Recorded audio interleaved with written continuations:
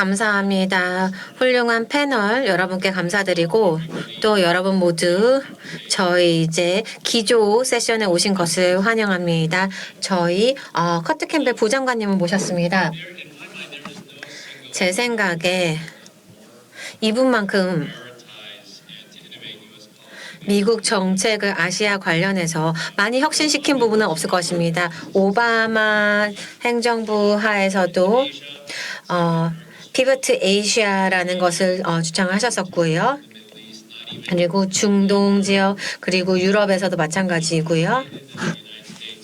미국이 그 자원과 인적 자원 전문성을 다시 한번 그 중심을 가봐야 된다고 얘기를 했었습니다. 그래서 미국 동맹과 그리고 인태 지역에 대해서 굉장히 큰 전문가이십니다. 그리고 또한 바이든 정부 안에서는 저희 동맹 구조에 있어서 많은 역할을 하셨고요. 쿼드, 오커스, 캠 데이비드, 그리고 한일, 필리핀, 그리고 블루 퍼시픽, 그리고 아이페프 등 굉장히 많은 부분에 대해서 참여를 해오셨습니다. 부장님께서 했던 혁신에는 당연히 한국이 포함되어 있습니다. 저희는 그 범위에 있어서 그리고 공급망 그리고 반도체, 양자 역학에 그리고 우주에 이르기까지 많은 부분에 있어서 협력을 주창하셨고 그리고 또한 워싱턴 선언에서 우리의 이러한 상호조약 이후에 저희 남을 그러한 새로운 문서가 되었을 텐데요. 이를 통해서 이러한 확장 억제를 더욱더 강화하고자 하는 그러한 역할을 하셨습니다. 또한 미국 아시아 동맹에 대한 역사에 대한 책을 저술하셨고요. 그리고 조지 숄츠라든지 존 퍼스턴 달러스님 등 굉장히 저명한 분들과 함께 미국 정책에 대해서 얘기를 해오셨는데요. 미국 국무부 부장관 커트 캠벨님은 박수로 환영해 주시기 바랍니다. 저도 말씀드리고 싶은 것이 정말로 감사한 친절한 소개 말씀에 감사드린다는 말씀 드리고 싶습니다. 저희 20분 전에 제 보좌관들이 제 차를 찾느라 정말 고생했는데요. 여기에 왔는데 이렇게 말씀해 주셔서 감사드립니다. 이제 시작하면서 말씀드리겠는데요. 페루, 에이펙, G20, 바이든, 윤 대통령 그리고 이시바 총리 짧은 회의를 가지셨고요. 그리고 캠 데이비드에서 연결되는 이런 것들 지속하고자 하고 있는데요. 이 3자 회의 관련해서 말씀드리고 싶습니다. 돌이켜 보셨을 때 그러한 캠 데이비드 3자 정상회의를 마련하기가 얼마나 어려운지 일단 궁금하고요. 그리고 또한 그동안 이러한 관계를 제도화하기 위해서 많은 노력이 기울어졌는데요. 지속될 것이라고 생각하시나요? 감사합니다. 최근에 또 저희가 보았던 혁신 중에 하나는 바로 IP4일 것입니다. 한국, 일본, 호주, 뉴질랜드인데요. 그 파트너 그 나토와 그리고 유럽에서의 그 역할이 점점 더 증진이 되고 있습니다. 그리고 이것이 또한 한국이 더 많이 역할을 하고 있다는 것을 보여주는 한 예가 된다고 생각합니다. 또 한국 측에서 오신 여러분들 모두에게 환영한다는 말씀 드리고 싶고요. 여러분들이 여기에서 이렇게 강력하게 이러한 중요한 시점에 이렇게 참여해 주신 점에서 정말 감사드리고요. 미국에서는 정말 과도기적인 부분이고 그리고 여기 이러한 시점에 여러분들께서 좋은 역할을 해주시는 것이 중요하다고 생각합니다. 저는 3자 회의가 한미일 간에 있는 것이 굉장히 중요한 전략적인 혁신이라고 생각합니다.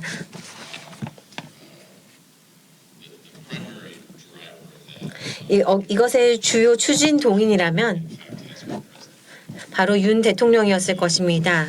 윤 대통령께서 애초에 결정을 해서 이러한 방향으로 추진을 해서 일본과 그 정말 진정한 용기를 가지고 일본과 관계를 구축했다고 생각합니다. 이것은 굉장히 큰 인상을 남겼고요. 특히나 기시다 총리도 당시에는 여기 대해서 불확실했었는데 여기 대해서 대응을 하면서 캠 데이비드로 이어졌습니다. 그래서 많은 그 결과로 또 여러 가지 많은 회의가 있었고 그것이 그 결과라고 하겠습니다. 말씀하신 것처럼 사실 많은 분들께서 수년간 캠 데이비드가 이루어지기까지 많은 노력을 해왔습니다. 그래서 그런 공동의 영향을 찾기 위해서 노력을 했습니다. 많은 노력이 사실 조용히 뒤에서 이루어졌고 그래서 많은 셔틀 외교가 한국 그리고 일본 간에 이루어졌습니다. 제가 여기에 대해서 이것이 항상 쉬웠다고 말씀드릴 수는 없을 것입니다. 하지만 우리 모두에게 중요한 교훈은 가장 중요한 요소가 그리고 앞으로 이러한 굉장히 어려운 실패가 있었던 이후에 이것이 가능했다는 것입니다. 그래서 한국의 전 정부 그리고 일본의 전 행정부에서도 어떻게 이 3자 관계를 진전시킬 수 있을지에 대해서 많은 노력을 경주했고요. 그리고 캠 데이비드의 이런 노력도 굉장히 중요했지만 그리고 이 결과로 우리 이 3국가 모두에 많은 영향을 미쳤다고 생각합니다. 여러 가지 정치적인 어려움도 있고 그리고 한국에서도 일본에서도 국내에서 마찬가지였습니다. 그리고 미국에서도 이것이 정말로 미국이 해야 되는 것인지 초점을 맞추어야 되는 것인지에 대한 의문들이 있었습니다. 우리가 이러한 점점 더 불확실해지고 있는 이런 아시아나에서의 역동적인 이런 상황에 더욱더 관여를 하고 싶다면 여기 대해서 전략적으로 저희가 여기서 접근하고자 한다면 우리가 여기 대해서 이를 통해 이러한 3자 회담을 통해서 관계를 통해서 이런 아시아에 영향력을 발휘할 수 있는 더 좋은 방법이라고 생각합니다. 그래서 저는 당연히 블링컨 장관님께서 여기 대해서 루비오 차기 장관님과 여기 대해서 당연히 의논을 하실 것이라고 생각하는데요. 어떠한 전략적인 요소가 중요한지에 대해서 얘기를 할 것입니다. 이 중에서 많은 초당적 지지를 받아온 부분들이 바로 여기에 대한 지속적인 투자와 참여인데요. 이것이 굉장히 중요한 부분이라고 생각합니다. 그 마지막 부분에 대해서 좀 말씀드리고 싶습니다. 전 세계를 살펴보면 현재 많은 일들이 일어나고 있고 또 많은 의문점이 제기되고 있습니다. 많은 사람들이 또한 이런 외부 환경에 대해서 걱정을 하고 있는데요. 또 한일 관계 또한 이 안보에 대한 이 두 국가의 자세를 보여주지만 그러면서도 이러한 안보적인 이익에 대해서 이런 미국의 이러한 역할에 대해서 생각해 볼 수밖에 없습니다. 그렇다면 여기 대해서 미국 행정부에서 어떻게 미국의 이런 아시아사의 역할에 대해서 생각하고 있는지 말씀해 주시겠습니까? 당연히 이러한 그룹을 조직화하고 이런 것들도 있는데요. 그 외에도 그 장기적인 그러한 미국군 주둔이 그동안 굉장히 중요한 부분이었는데요.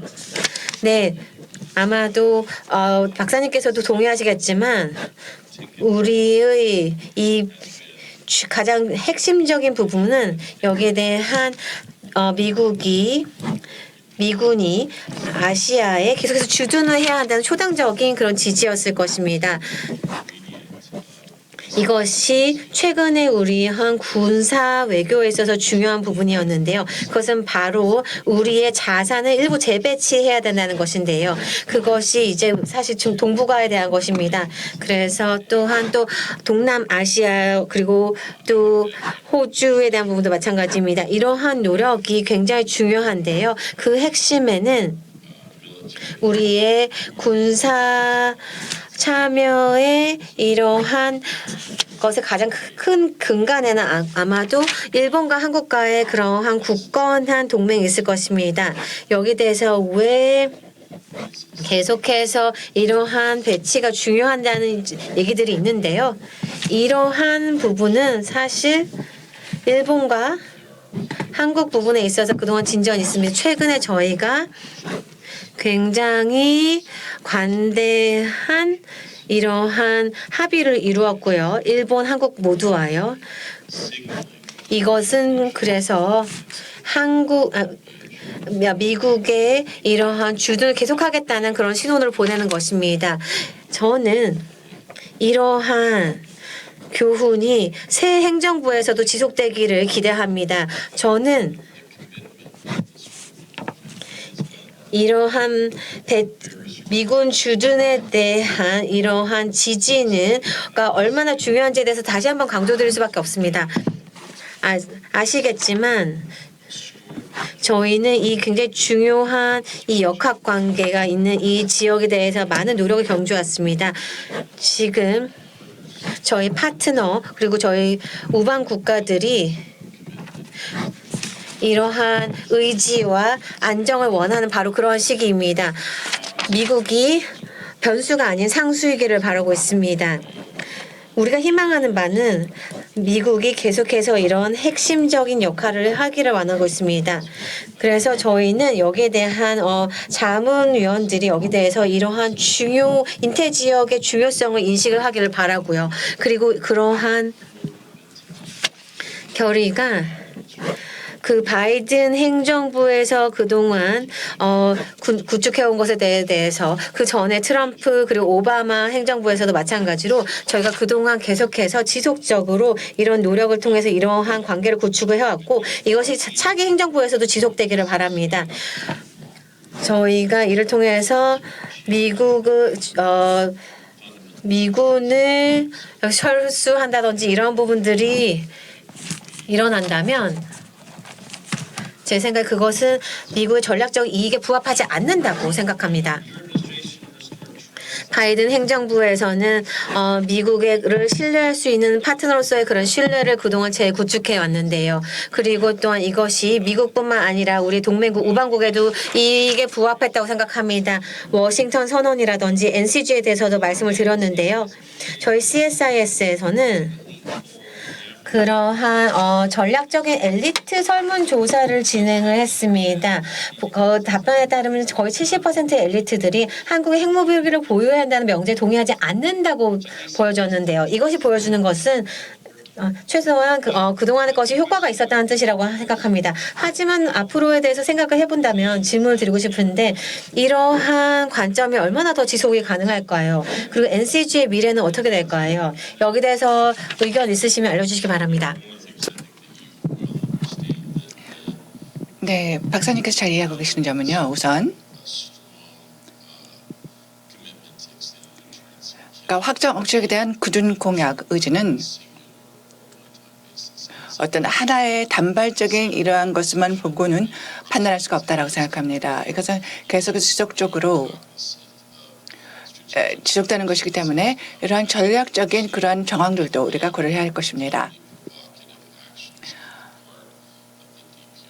북한 측에서 그리고 김정은이 굉장히 도발적인 행위를 했었고 그렇기 때문에 모든 레벨에서 모든 차원에서 미국은 한국과 함께 강력한 메시지를 발하고 그리고 전략적인 억지력을 구사해야 된다고 생각합니다. 이를 통해서 계속해서 지속적으로 우리가 병력을 또 배치하고 그리고 모든 차원에 있어서 긴밀한 협조를 하고 계속해서 군사훈련을 하고 지금 현재 대개 측면에서 우리가 대규모 훈련하고 있는데요. 그렇기 때문에 미국 측의 굳은 의지가 굉장히 중요하다고 생각합니다. 또 인태 지역의 핵과 관련해서 이러한 도전은 정말 실질적인 도전이라고 할 수가 있습니다. 중국도 마찬가지고요. 그리고 앞으로 10년간에 걸쳐서 새로운 핵 증강이 러시아에서도 있을 것이고 러시아는 정말 주기적으로 굉장히 핵으로 위협을 하지 않았습니까? 그리고 이를 통해서 특정 국가들에 대해서 위협을 가하기도 했었고요. 그리고 북한에서 계속해서 이러한 핵과 미사일 역량을 고도화하고 있습니다. 이러한 모든 것들이 이러한 전략적인 특히 인태 지역 여러 국가들의 이런 전략에 영향을 미치고 있고 그리고 미국도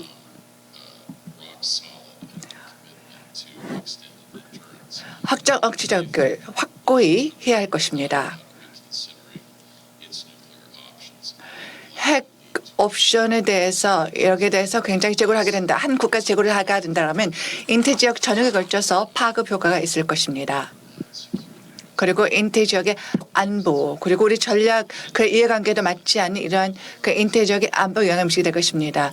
박 전 장관님과 그리고 김성한 안보실장님께서도 이런 워싱턴 선언에 그리고 NCG에 만들면서 얼마나 중요한 역할을 하셨는지 말씀해 주셨습니다. 네, 제가 그걸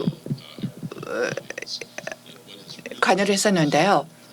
근데 인태 지역의 외교에 있어서 변화가 있었다라고 한다면 그것은 미국이 전략적인 아이디어를 가지고 갔을 때 그리고 이런 시각을 가지고 갔을 때 그리고 일본과 한국 여기에 대해서 반응을 하게 했었는데 이러한 것이 굉장히 큰 변화가 있었습니다. 전략적인 이러한 구성을 해서 그러니까 한국과 일본이 이런 전략적인 이러한 주도를 하고 있고 그리고 이제는 미국이 여기에 대해서 대응을 하고 있는 그런 상황이 되었습니다. 이것이야말로 가장 그러한 건강한 그러한 상황이 전개된 것이라고 생각할 수가 있겠고요. 그러니까 우리가 그렇게 동등한 대등한 그러한 파트너로서 함께하고 있다고 생각합니다. 그렇기 때문에 전략적인 영역뿐만 아니라 또 다른 분야에서도 마찬가지로 다른 동맹들과 파트너 국가들에서도 전략적인 개념을 중요한 그러한 방식으로 개발해 가고 있습니다. 네, 북한에 대해서도 말씀해 주셨는데요. 여기에 대해서 조금 더 이야기를 해볼까 합니다. 물론 바이든 정부에서는 굉장히 잘 해왔는데 근데 그 외교적인 분야에서 진전을 못 본 곳이 바로 북한과의 관계였었습니다. 물론 여기에 대해서 노력을 하지 않은 것은 아니라는 걸 알고 있습니다. 굉장히 대화를 재개하기 위해서 노력을 한 것은 알고 있는데요. 그런데 러시아의 새로운 관계가 구축이 되고 있고 그러다 보니까 북한이 미국과의 대화를 재개하는 필요성을 그만큼 덜 느낄 수도 있을 것입니다. 그리고 북한의 무기 프로그램이 계속해서 확대되고 있고 특히나 또 그 러시아의 그 도움을 통해서 이러한 새로운 기술적인 그러한 상한선을 돌파할 수 있다고 생각합니다. 그리고 우크라이나전에 굉장히 북한군이 많이 파병이 되고 있는데요. 이것 관련해서 한 두 가지 말씀을 드리고 있습니다. 그러면 어떻게 러시아 파병을 줄일 수 있을 것인지 그리고 비핵화 관련된 외교적 노력이 어떻게 앞으로 전개될 것이라고 보고 계십니까? 네, 두 번째 질문에 대해서 제가 먼저 말씀을 드리도록 하겠습니다.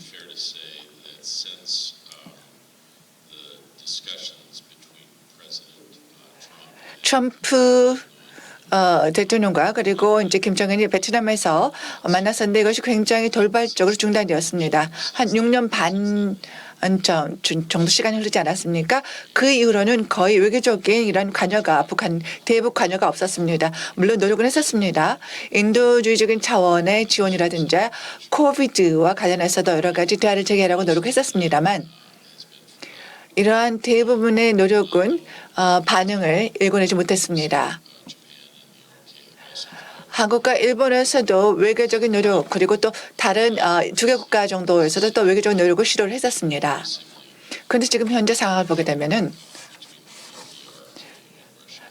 북러 파트너십이 심화되고 있고 그리고 이로 인해서 더 많은 우려를 자아내고 있습니다.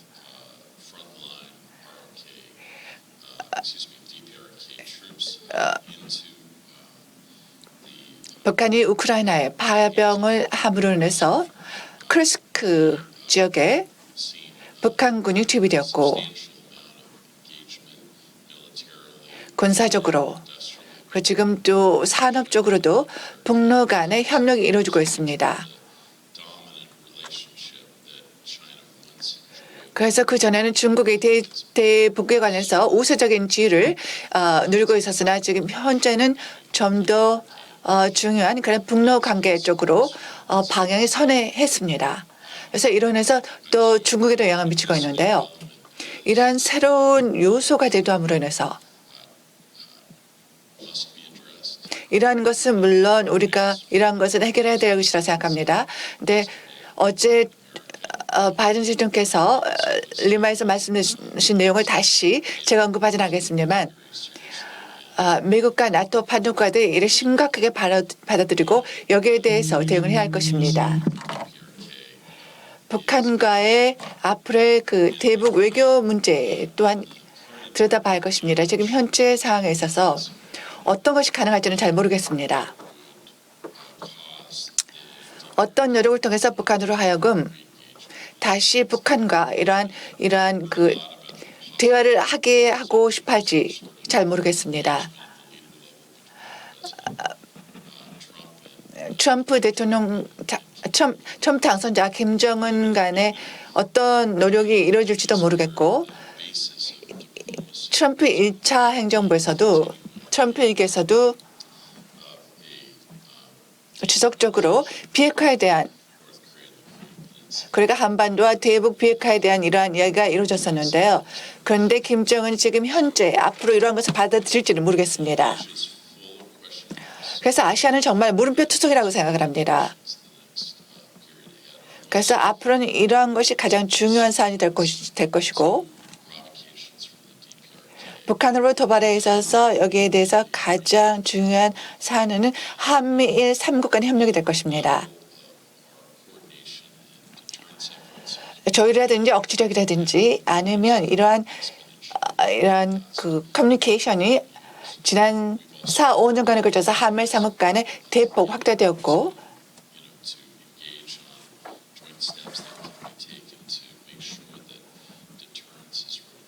억지력을 강하게 해서 함께 보조를 같이 해왔으며 그럼에도 불구하고 북한으로 볼 때 저도는 심히 우려할 만한 것이라고 생각합니다.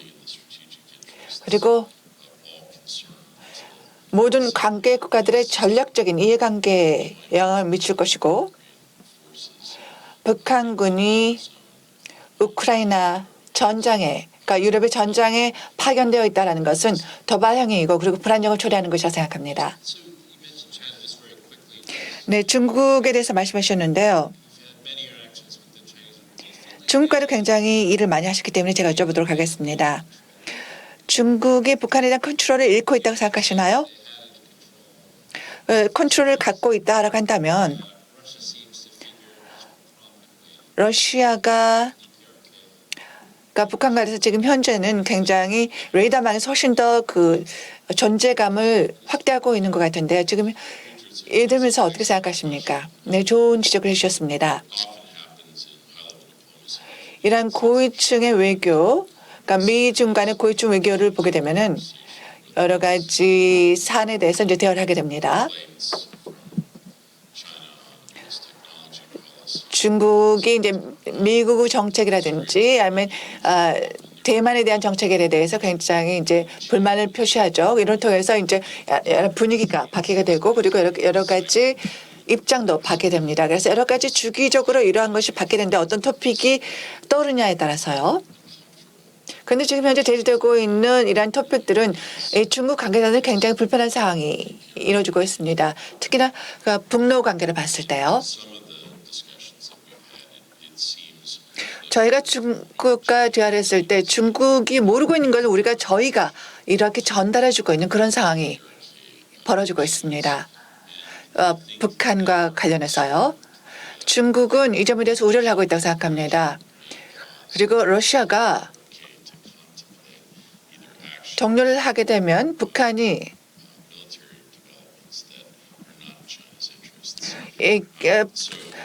중국에는 도움이 되지 않은 그런 군사적인 상황 같은 것을 고려할지도 모를 것입니다. 그렇기 때문에 중국이 직접적으로 북러 간에 지금 벌어지고 있는 군사가 목도하고 있는데 여기에 영향을 행사를 할 것인가? 이는 중러 간의 이런 관계가 긴밀해질수록 북한으로서는 이를 불편하게 생각하고 있기 때문에 그렇기 때문에 북한에 계속해서 압력을 행사해서 북한이 지금 하고 있는 것은 불안정을 초래하고 그리고 위험하다라는 것을 일깨워줘야 된다고 생각합니다. 그럼에도 불구하고 중국은 계속해서 같은 제안을 하고 있습니다. 북한과 다른 국가들이 효율적으로 대북 관계를 진행하지 못하고 있다. 그렇기 때문에 교착 상태에 일고 있다라고 말하고 있습니다. 그럼에도 불구하고 중국도 또 별다른 수가 없습니다. 근데 박사님, 제가 네, 과거와 바뀌었던 육자회담도 이제 그 박사님께서 많이 관여를 하셨을까요? 그때 당시에 굉장히 디테일하고 굉장히 아주 긴밀하게 한반도 상황에 대해서 이야기를 했던 그런 시기가 있었는데요. 그때는 중국과 그리고 미국이 굉장히 긴밀하게 북한과 그리고 한반도 상황에 대해서 이야기를 했었는데 지금은 더 이상 그렇지 않다라는 점이 다르다 가겠습니다. 네, 시간이 많이 없는 걸로 알고 있습니다. 그럼 마지막으로요. 정부에서 이런 사례들 굉장히 오랫동안 일을 했었고 그리고 또 희생을 해왔었습니다. 굉장히 어려운 일을 해오셨다는 걸 알고 있는데요. 이렇게 뒤돌아봤을 때 내가 돌아가서 고칠 것이 있다라고 한다면 이런 것이 있을까요? 어떤 것은 좋았고 어떤 것은 안 좋았는지 앞으로 이제 그 트럼프 행정부가 들어서기까지 한 2개월 정도가 남았는데요. 개인적으로 말씀해 주시기 바랍니다. 네, 바이든 행정부가 한 일에 대해 저는 자랑스럽게 생각합니다. 그리고 한 가지 사람들이 정부에 대해서 이해해야 될 것은요. 이것은 정말 그 팀워크가 필요한 것이라는 것입니다. 그리고 많은 사람들이 물론 이러한 작업에 관여를 했었고 그리고 아시아 관계자들을 보게 되면은요. 사실 박사님도 마찬가지로 우리도 굉장히 태평양 지역과 관련해서 굉장히 많은 일을 하지 않았습니까? 그리고 정책과 관련해서 또 여러 사람들 그리고 소수가 또 굉장히 많은 관여를 했었는데요. 그런데 정말 거의 군단에 해당한 이런 사람들이요. 인태 지역과 관련해서 많은 일을 해오고 있고 기여를 하고 있습니다. 이런 점이 저는 정말 우리가 거부할 수 없는 그런 사실이라고 생각합니다. 바이든 행정부가 끝나고 나면 또 우리가 어떤 일을 했는지 되돌아볼 것입니다. 조정 과제를 갈 때는 처음 이제 바이든 행정부가 들어섰을 때 매일같이 코비드 때문에 우리가 여기 대절했었고 우리가 마스크 같은 것을 착용을 했어야 했는데요. 그때 사실 굉장히 어려운 시기를 거쳤었죠. 4년 전에 바이든 대통령이 취임을 했을 때 워싱턴 DC는 그때 당시에 정말 보안 울타리가 져서 있었고 그리고 군사력이 이렇게 출동해서 그 방위태세 갖춰야 된 적이 있었습니다. 그때 당시에 정말 바이든 정부에서는 이러한 것이 이제 트럼프 2기 행정부 인수위와 협력을 해서 새로운 정부가 순조롭게 출발할 수 있도록 협력을 하고 있습니다. 그래서 이러한 미국 정부의 연속성을 유지하기 위해서 노력을 할 것입니다. 그런데 또 한 가지 제가 말씀드리고 싶은 것은요. 이러한 초당적인 노력이 인태 지역에서 이루어졌고 이 점에 대해서는 제가 굉장히 자랑스럽게 생각합니다. 해거디 상원의원님이란지 영 상원의원님, 설리번, 루비오 이 상원은 모든 분들께서는 정말 인태 지역에서 미국이 이러한 노력을 하는 데 있어서 주요한 역할을 해주셨습니다. 이러한 노력이 앞으로도 계속해서 지속되기를 기대하고 그리고 또 제가 계속해서 말씀을 드리는데 이러한 앞으로 계속해서 그전에 왔었던 이런 노력을 바탕으로 우리가 노력을 계속하기 때문에 트럼프 2기에서도 이러한 노력을 지속적으로 해주기를 희망하고 있습니다. 물론 이러한 말씀을 시기상조인데요. 어떤 것을 후회하느냐 이런 질문을 주셨는데요. 꽤 잘해왔다고 생각합니다. 그리고 함께 일하던 사람들 굉장히 감사드리고 그리고 또 자랑스럽게 생각하고 박사님께서도 이러한 것을 많이 지켜봐셨고 그리고 한측 인사들 여기에 많이 오셨는데 이분들도 감사드립니다. 그런데 제가 이 자리에 오신 분들이 한 가지 말씀드리고 싶은 것이 있다라고 한다면요. 지난 그 행정부 인수 권력 이양이 들었을 때 초창기부터 이렇게 함께 협력하는 것이 굉장히 중요하다라는 것이었습니다. 트럼프 행정부가 굉장히 여러 가지 국내외적인 그러한 이러한 정강을 가지고 당선이 다시 됐습니다만 네, 여러 가지 포커스를 맞춰야 할 그런 문제가 있을 것입니다. 아베 총리께서 하시는 말씀은 이러한 것에 대해서 굉장히 많은 노력을 해줬다는 점에 대해서 그분에게도 치아를 드리고요. 그리고 저 세계 리더들을 봤을 때 전 세계에서 굉장히 많이 활동하고 효율적으로 활동하고 있는 사람이 윤석열 대통령이라고 생각합니다. 윤석열 대통령과 팀들이 초창기에 파트너십에 대해서 중요성을 강조하고 왜 한국이 외교의 확고한 우방인지를 강조하는 것이 중요하다고 생각합니다. 한미 양국은 서로 의존할 수 있는 동맹국이라는 점을 다시 한번 말씀드리고 그래서 이렇게 되면 앞으로도 잘 진행될 것이라 생각합니다. 아주 좋은 말씀을 해주셨습니다. 부장관님 다시 한번 시간을 주셔서 감사하고 그리고 공직 활동 동안에 해주신 헌신에 대해서 감사드립니다.